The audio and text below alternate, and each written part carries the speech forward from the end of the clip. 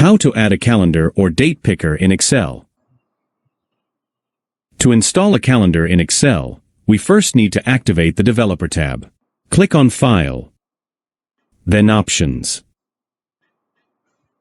Once the window appears, click on Customize ribbon. On the right-hand side of the pane, select the Developer tab to activate it, and then click OK. The Developer tab is now enabled, and we can proceed to install the calendar. Go to the Developer tab and click on Add-ins.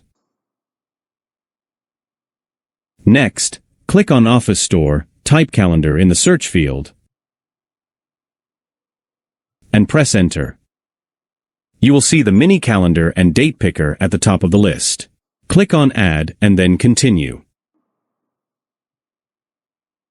Now you have a calendar in Excel.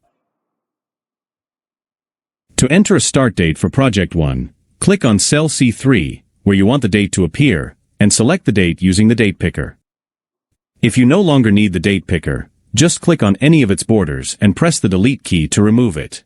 If you want to add it back to the screen, go to the Developer tab, click Add-ins, and you'll find the calendar there. Share this video and follow for more tips.